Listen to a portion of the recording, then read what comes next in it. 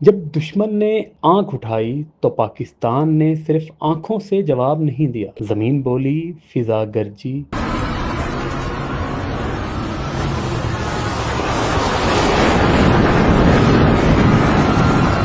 समंदर लपका और दिल दुआ से भर गए। अल्लाहुम्मा वफ़्क़ इख़वानना फ़ी पाकिस्तान, अल्लाहुम्मा इजमा' क़ुलूबहुम व वह्हिद सुफ़ूफ़हुम अला किताबिक व सुन्नति नबिय्यिक सल्लल्लाहु अलैहि वसल्लम। जब DGISPR ने कहा कि जब पाकिस्तान ने हमला करना है तो गूंज पूरी दुनिया सुनेगी, वो सिर्फ एक अस्करी बयान नहीं था, वो हमारे कौमी गैरत की बाज़गश्त थी। तो तारीख का वो लम्हा था जहां वकार और वार्निंग एक साथ बोले।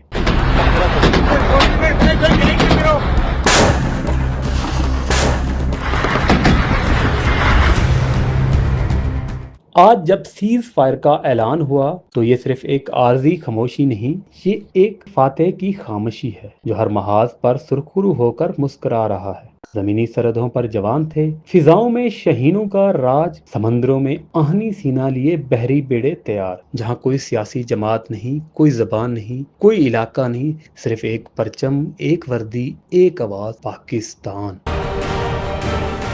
किसी ने नारा लगाया, किसी ने दुआ दी, किसी ने खून दिया, किसी ने कलमा पढ़कर सच दिखाया, और सबने बता दिया कि हम जिंदा कौम हैं, पाइंदा कौम है, ताबिंदा कौम है। सोशल मीडिया पर जब कौम बोलती है तो हैशटैग नहीं, तारीख बनती है। जब इलेक्ट्रॉनिक मीडिया आवाज उठाता है तो वो सिर्फ खबरें नहीं, मोर्चे बन जाते हैं। आज दुनिया ने सिर्फ एक सीज फायर नहीं देखा, दुनिया ने वो पाकिस्तान देखा जो हर मैदान में जीतता है और जीत कर झुकता नहीं। सलाम उन सिपाहियों को जिन्होंने सिर्फ सरहद नहीं बचाई, हमारा सर भी बुलंद रखा।